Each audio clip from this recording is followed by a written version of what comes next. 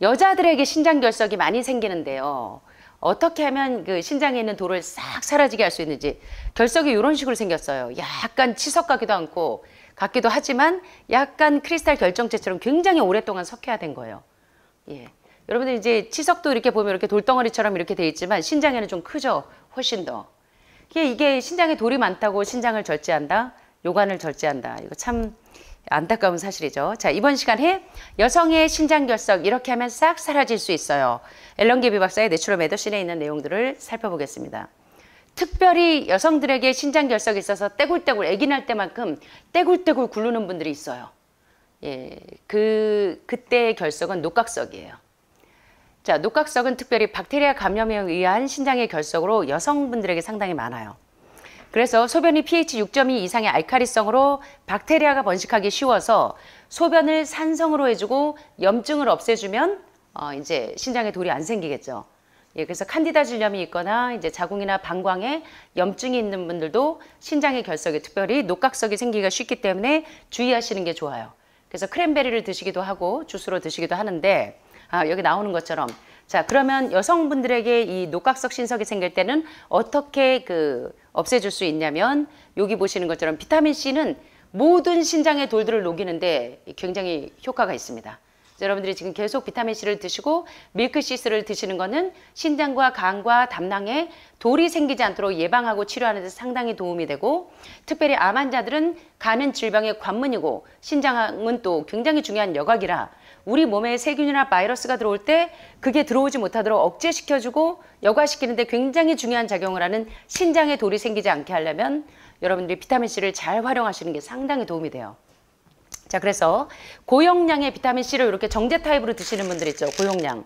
뭐 비타민C 메가도스 요법을 하시는 분들이나 이런 분들을 보면 비타민C가 우리 몸에 세균이나 박테리아가 들어올 때 그것을 억제하는 작용이 있는데 특별히 여성분들에게 많은 자궁이나 방광이나 질이나 뭐 이런 데 염증이 많은 분들에게 있는 이 녹각석, 신장에 있는 이 녹각석을 녹이는 작용이 비타민C에 있어요.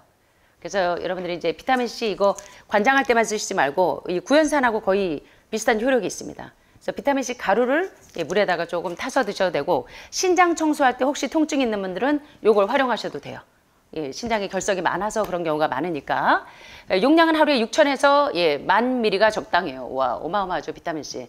여러분들 비타민C 지금 어느 정도 드세요? 3,000? 6,000? 예. 그래서 이제 비타민C는 이제 많이 드셔도 변이 묽어지거나 이제 설사를 하기 때문에 비타민C는 뭐 많이 드셔도 큰 무리는 없는데요. 만약에 변이 묽어지거나 설사를 하면 양을 조금 줄이시면 돼요. 그 다음에 염화 암모늄은 소변을 산성으로 만들어서 박테리아가 서식하지 못하게 하는데 용량은 200mg씩 하루 3번 드시면 돼요. 그러니까 각자 자기가 구하기 쉬운 걸로 하시면 돼요. 세 번째는 크랜베리는 질염, 방광염, 부속계 염증이 있을 때 많이들 활용을 하시는데 문제는 크랜베리가 당조림이 돼서 들어오는 경우가 많죠.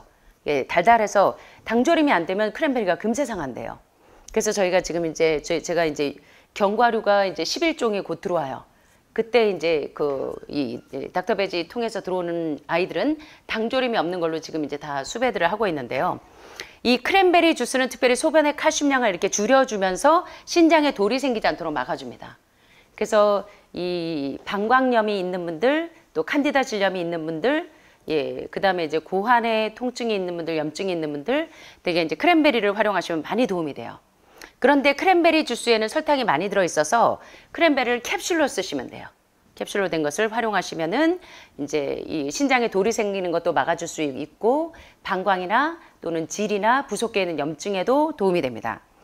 크랜베리는 소변을 산성으로 만들어줘서 특별히 방광염에도 신장의 돌을 없애는 데도 쓰고 방광에도 이제 오줌이 줄줄 셀 만큼 방광 염증이 심한 분들은 이렇게 활용하시면 상당히 도움이 돼요. 그래서 500mg씩 공복에 하루 3번 정도 이렇게 크랜베리를 활용하셔서 소변을 산성으로 만들어서 신장에 돌이 생기지 않도록 해주는 게 도움이 되고 자, 여성분들에게 많은 녹각석 신석을 없애는 방법도 이렇지만 요산 신석, 이제 요로결석이 많이 생기는 분들은 소변이 물을 잘 안 마시는 분들이 요로결석이 많이 생겨요. 그래서 이제 얼마 전에 아프리카에서 요로결석 때문에 우리 오신 선교사님이 계시는데 물하고 안 친하시더라고요, 진짜. 그래서 소변이 이렇게 아주 걸쭉하게 농축되고 과도하게 산성이고 또 소변에 요산이 많을 때 생기고 또 돼지고기나 이 퓨린 수치나 이 그 요산 수치가 높은 음식들을 즐겨 드시는 분들이 주로 요로결석이 많이 생기는데 이 요산을 대사해서 배출하는 기능이 잘 안 되는 분들, 예를 들어 통풍 환자들도 요산 수치가 높은 분들 보면 그렇죠. 이렇게 퓨린이 많은 음식을 주로 먹을 때 요로결석이 이렇게 생겼습니다. 약간 그 무슨 자수정 같은 약간 그 보석같이 생겼죠. 예, 결석이.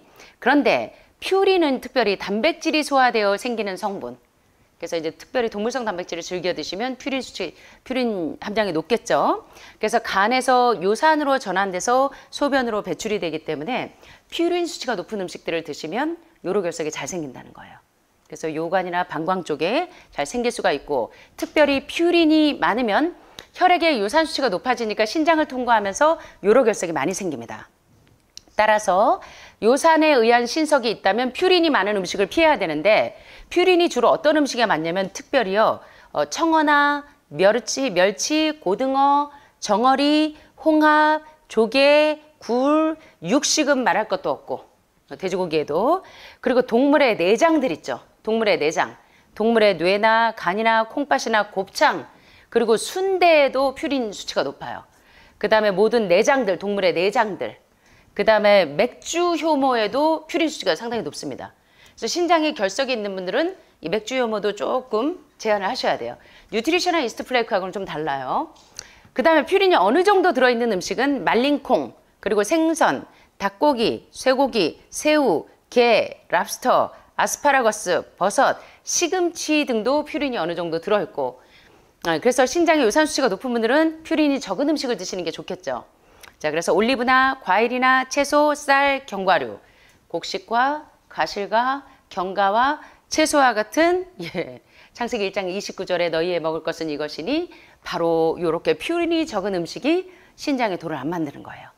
그래서 이제 요거를 활용하셔서 시스틴 결석이나 요로 결석이 생기지 않도록 막아주는 게 상당히 중요하고요. 그 다음에 이 요로 결석이 많은 분들은 특별히 물을 많이 드셔야 돼요. 특별히 여름철에는 더더욱이 땀을 많이 배출하실 때.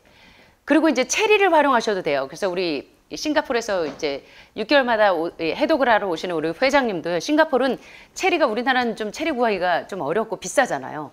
거기는 이제 열대지방이다 보니까 체리가 굉장히 구하기도 쉽고 맛도 있고 싸대요. 그래서 이제 그 체리를 종종 드시는데 물도 많이 드셔야 되고 또 이제 불면증이 있으신 분들, 갱년기 장애가 있을 때 체리를 활용하시는 게 많이 도움이 돼요.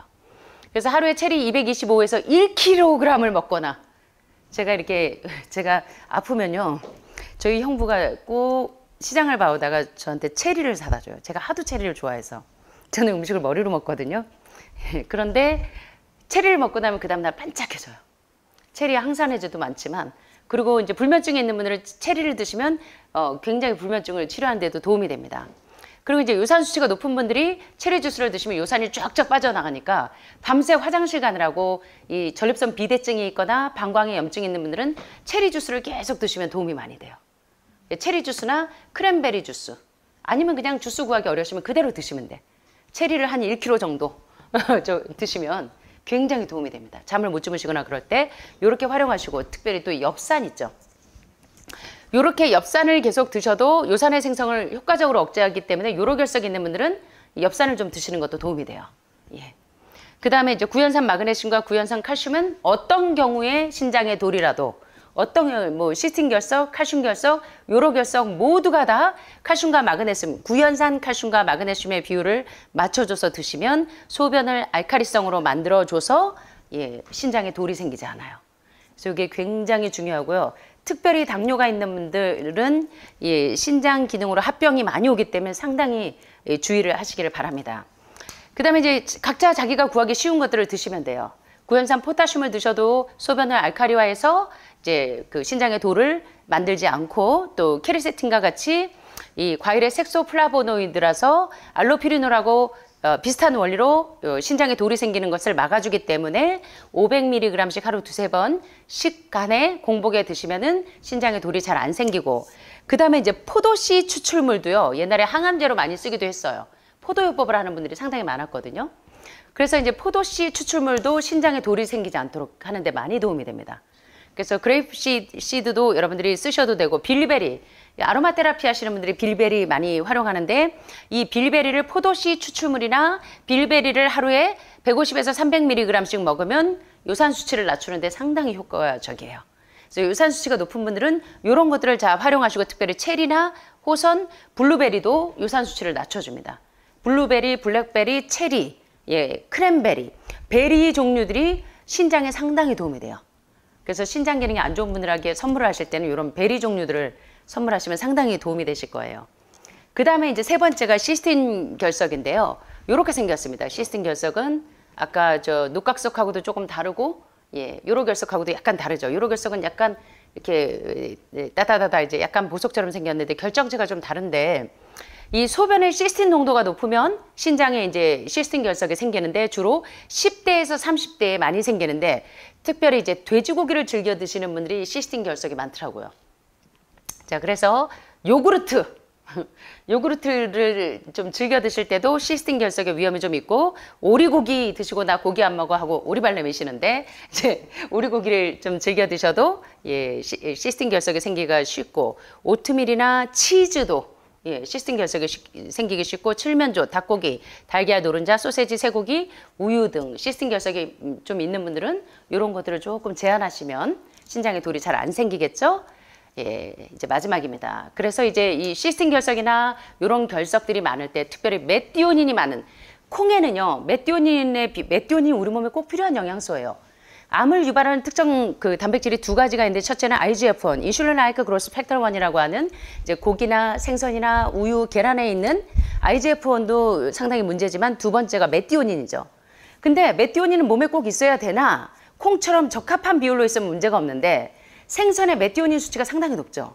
그래서 생선을 먹으면 득보다 실이 많기 때문에 여러분들이 암 환자들이 특별히 제한을 하시는데, 메티오닌이 과잉이면은 이 암을 유발하고 신장에 돌을 많이 만들어요.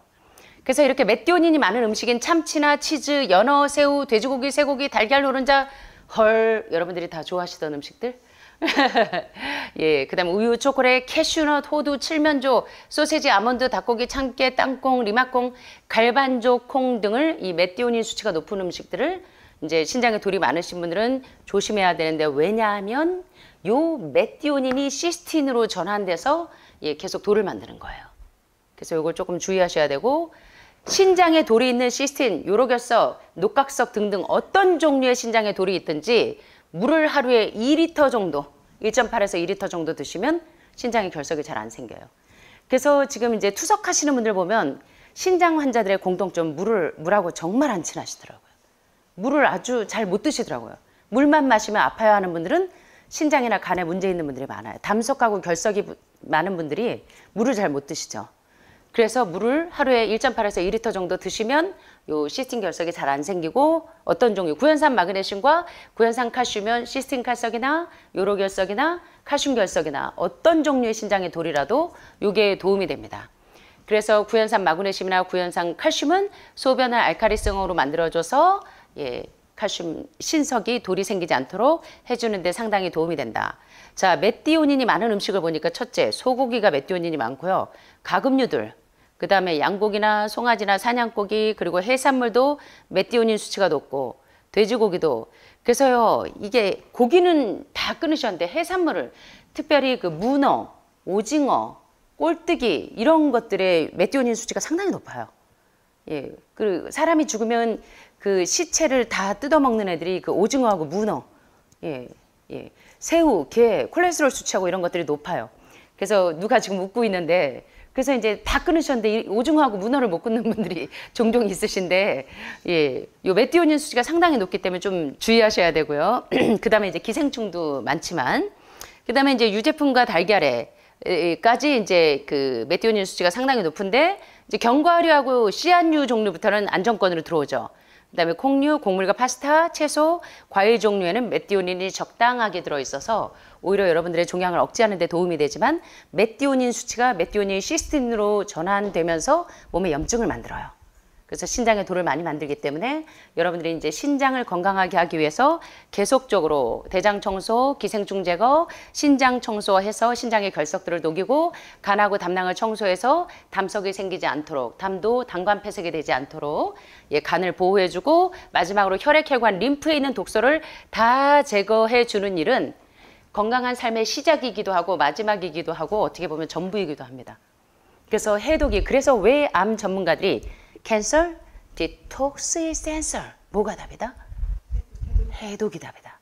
그때 해독은 바로 이렇게 구체적으로 체계적으로 해독을 하시는 게, 그냥 음식물만 굽는 이 단식이 해독이 아니라 구체적으로 여러분 몸 가운데 어떤 분은 40년, 어떤 분은 50년, 어떤 분은 70년 내가 산 날수만큼 내 장기에 있는 모든 세포 독소들이 결국은 이 플라그들이 캘큘러스 돼서 칼시노마가 된다는 거.